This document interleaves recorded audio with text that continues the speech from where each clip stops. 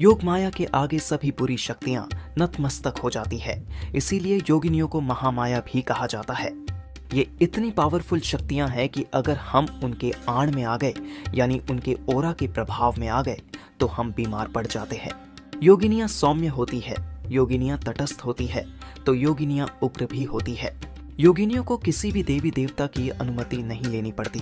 वे पृथ्वी के किसी भी स्थान पर विराजित हो जाएगी। आप सिर्फ योगिनी का आह्वान करें और एक दिया जलाएं, तो उस स्थान पर योग माया का सदा सदा के लिए निवास स्थान बन जाएगा। तांत्रिकों को हमेशा से 64 योगिनियों का आकर्षण रहा है, क्योंकि वे एक बार प्रसन्न हो गई तो तांत्रिक की शक्तियां अनेकों गुना। आज हम 64 योगिनियों के बारे में बहुत ही महत्वपूर्ण जानकारी प्राप्त करेंगे, तो प्रस्तुति को अंत तक जरूर देखें और लाइक करना बिल्कुल भी मत भूलिएगा। मित्रों, आपने योग शब्द तो कई बार सुना होगा, जैसे कि योग, योगी, योगिनी, सहयोग, संयोग, वियोग इत्यादि। यहाँ पर योग शब्द है जो संस्कृत के युज धातु पर से बना है, जिसका अर्थ होता है जुड़ना। और ये योग शब्द यूनिवर्स के निर्माण से लेकर जीवात्मा के मोक्ष तक एक बहुत ही महत्वपूर्ण शब्द है। बिना योग के इस यूनिवर्स का अस्तित्व संभव ही नहीं है। पुरुष और प्रकृति के योग से ध्वनियां बनती है, ध्वनियों के योग से छंद स्ट्रिंग बनते हैं, छंदों के योग से क्वार्क बनते हैं, क्वार्क के योग से परमाणु बनते हैं, परमाणुओं के योग से अणु बनते हैं, और अणुओं के योग से पदार्थ बनता है, और पदार्थों के योग से ग्रह बनते हैं, ग्रहों के योग से सौरमंडल बनता है, सौरमंडल के योग से गैलेक्सियां बनती है, गैलेक्सियों के योग से ब्रह्मांड बनता है, और ब्रह्मांडों के योग से महाब्रह्मांड बनता है। और यह अनंत प्रक्रिया योग के माध्यम से निर्मित होती है। और इस योग प्रक्रिया के लिए ब्रह्म ने अपने आप को 2 तत्वों में विभाजित किया, एक पुरुष और दूसरा प्रकृति, जिन्हें शिव और शक्ति भी कहा जाता है। सृष्टि में सबसे पहले किसी ने योग किया तो वो थे शिव, जिन्होंने प्रकृति के साथ योग किया, और इसीलिए उन्हें आदियोगी या महायोगी कहा जाता है। और इसी तरह प्रकृति ने भी पुरुष के साथ योग किया तो प्रकृति को योग माया और महामाया कहा जाता है। और इन दोनों तत्वों के योग से 64 पुरुष प्रधान महाभयंकर ध्वनियां उत्पन्न हुई, और दूसरी तरफ 64 प्रकृति प्रधान यानी शक्ति प्रधान ध्वनियां उत्पन्न हुई। पुरुष प्रधान 64 महाभयंकर ध्वनियों को भैरव कहा गया। भय उत्पन्न करने वाला रव यानी ध्वनि, जिसे भैरव कहा जाता है। पुरुष और प्रकृति का योग, जिसे प्रतीकात्मक रूप से डमरू के रूप में दर्शाया जाता है। इस कॉस्मिक डमरू में से 14 बार ध्वनियां उत्पन्न हुई, जिसमें से 7 बार पुरुष प्रधान महाभयंकर ध्वनि तत्व उत्पन्न हुए, तो 7 बार प्रकृति प्रधान योगिनी रूपी ध्वनि तत्व उत्पन्न हुए। और इसीलिए कहा जाता है कि भगवान शिव ने 14 बार डमरू बजाया और इस सृष्टि की रचना हुई। तो मित्रों, सबसे पहले हम जानते हैं कि पुरुष प्रधान यानी शिव प्रधान कौन से 64 ध्वनि तत्व उत्पन्न हुए। पुरुष प्रधान जो महाभयंकर ध्वनि तत्व उत्पन्न हुए, उनके पहले समूह में 8 महाभयंकर ध्वनि तत्व थे। पहले समूह का महाभयंकर ध्वनि तत्व यानी भैरव है असितांग, जिनका रंग सफेद है और उनकी 4 बाहें हैं, और इस समूह में अन्य 7 भैरव है। दूसरे समूह का भैरव है रुरु, जिनका रंग हल्का नीला है। इस समूह में भी अन्य 7 भैरव है। तीसरे समूह का भैरव है चंड, जिनका रंग गौर है और उनकी 4 बाहें हैं, और उनके साथ भी अन्य 7 भैरव है। चौथे समूह के भैरव है क्रोध, जिनका रंग गहरा नीला है। इनकी भी 4 बाहें हैं और उनके साथ भी अन्य 7 भैरव है। पांचवें समूह के भैरव है उन्मत्त, जिनका रंग सुनहरा है। इनकी भी 4 बाहें हैं और उनके साथ भी अन्य 7 भैरव है। छठे समूह के भैरव है कपाल भैरव, जिनका रंग चमकदार पीला है। इनकी भी 4 बाहें हैं और उनके साथ भी अन्य 7 भैरव है। सातवें समूह के भैरव है भीषण, जिनका रंग लाल है। इनकी भी 4 बाहें हैं और उनके साथ भी अन्य 7 भैरव है। इस तरह 7 समूह पूरे हुए और 8वें समूह के रूप में पुरुष खुद ध्वनि तत्व रूप में प्रकट हुए, जिन्हें संहार भैरव कहा जाता है। ये संहार भैरव सभी भैरवों में प्रमुख भैरव है।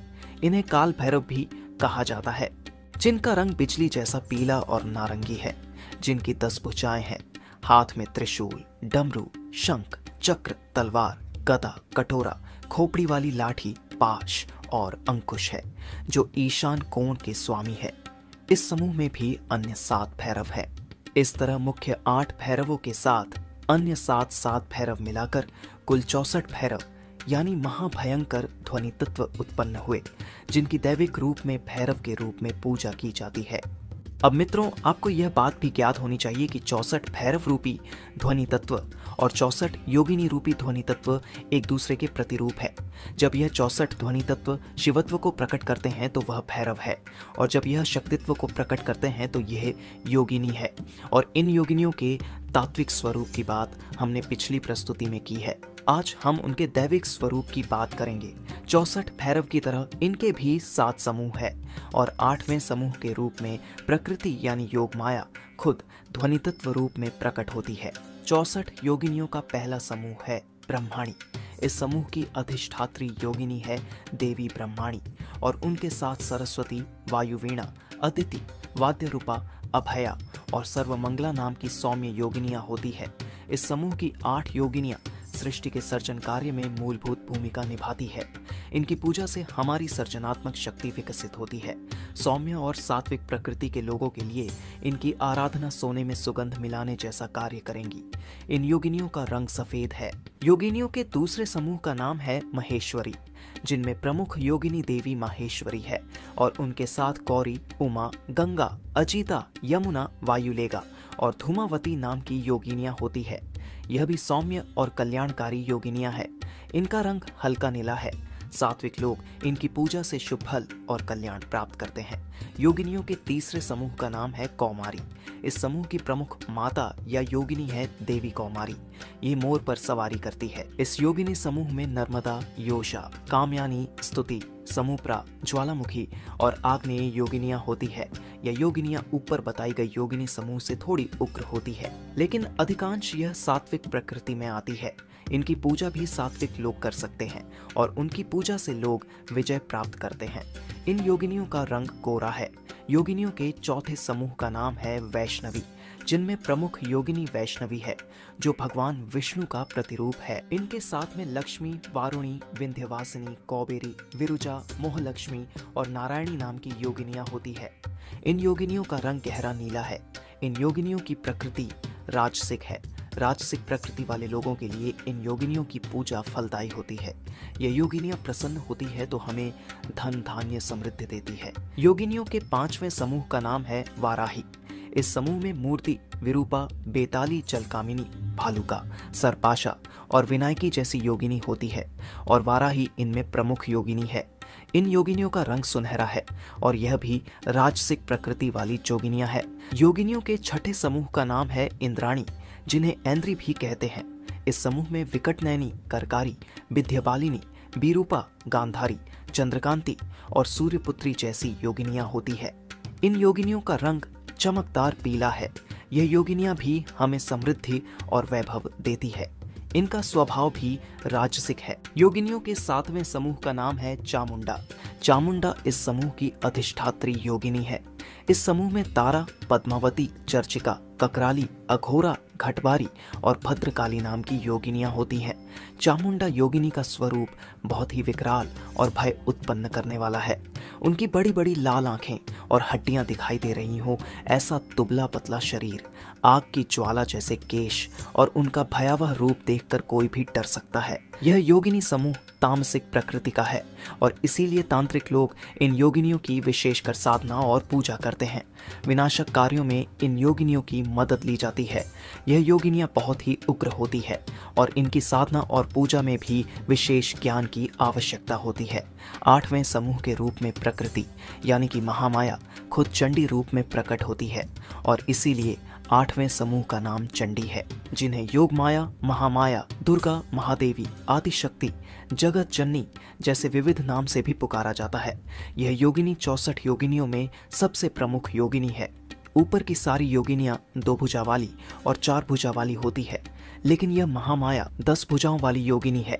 64 योगिनियों के मंदिर में भी इस योगिनी का स्थान सबके मध्य में होता है। योगिनियों के इस 8वें समूह में छिन्नमस्तिका, नरसिंही, कामाक्षी, महाकाली, महामाया, घटवारा और बहुरूपा नाम की योगिनियां होती है। यह तामसिक स्वरूप की होती है और बहुत ही उग्र स्वभाव की होती है। कितनी भी बड़ी शक्ति क्यों ना हो, यह योगिनियां उसका विनाश कर सकती है और इसीलिए तांत्रिक लोग इन योगिनियों को प्रसन्न करने के लिए सदा ही लालायित रहते हैं। इन योगिनियों का प्रभाव या कहे कि उनका ऑरा मंडल इतना तीव्र होता है कि यदि हम उनके ऑरा मंडल के प्रभाव में आ गए तो हम बीमार पड़ सकते हैं। उनकी एनर्जी को हमारा शरीर सहन नहीं कर सकता, जिसे क्षेत्रीय भाषा में योगिनी की आड़ में आ गए यानी कि योगिनियों के ऑरा के प्रभाव में आ गए ऐसा कहा जाता है। अब दूसरी बात यह भी है कि ये योगिनियां उतनी सर्वोच्च शक्ति है कि उन्हें किसी भी अन्य देवी देवता की अनुमति नहीं चाहिए होती है। ये किसी भी देवता के स्थान में जा सकती है और कोई भी व्यक्ति ब्रह्मांड के किसी भी स्थान पर इन योगिनियों की स्थापना कर सकता है। लेकिन ध्यान रखने वाली बात यह होती है कि इन 64 योगिनियों की स्थापना हमारे रहने वाले घर के अंदर नहीं की जाती। इन योगिनियों का मंदिर हमारे घर से दूर, विशेषकर मुख्य द्वार के पास होना चाहिए, क्योंकि घर के अंदर हम इन 64 योगिनियों की शक्ति को सहन नहीं कर सकते और इसके विपरीत परिणाम हमें प्राप्त हो सकते हैं। अब कुछ लोग ऐसे भी होंगे जिनके यहाँ योगिनियों की पूजा नहीं की जाती होगी, लेकिन कुलदेवी की पूजा जरूर की जाती होगी। तो आपकी कुलदेवी भी एक योगिनी ही है, क्योंकि सभी योगिनियां और सभी कुलदेवियां और सभी देवी और देवता आदि शक्ति महामाया प्रकृति में से ही प्रकट हुई है और इसीलिए कोई भी देवी शक्ति किसी अन्य देवी शक्ति से कम नहीं है। हाँ, उनकी प्रकृति अलग हो सकती है, कोई सात्विक होगी, कोई राजसिक होगी तो कोई तामसिक होगी। इन अष्ट योगिनी समूह को अष्ट मातृका भी कहा जाता है, यानी कि 8 माताओं के समूह जिन्होंने इस ब्रह्मांड को जन्म दिया और इसीलिए यह जगत जननी अष्ट योगिनी समूह अष्ट मातृका की हम पूजा करते हैं, जो ध्वनि तत्व रूप में भी होती है और दैविक रूप में भी होती है। आप अपने कुलदेवी की समर्पित भाव से और अत्यंत भावपूर्वक जैसे अपनी जन्म देने वाली माता की सेवा और पूजा करते हो, वैसे ही अपनी कुलदेवी की भी सेवा और पूजा करें तो आपको अत्यंत ही श्रेष्ठ फलों की प्राप्ति होगी। योगिनियों के तात्विक स्वरूप और ओम के रहस्य को समझने के लिए इस वीडियो को अवश्य ही देखिए और प्रस्तुति को लाइक, कमेंट और सब्सक्राइब करें। धन्यवाद।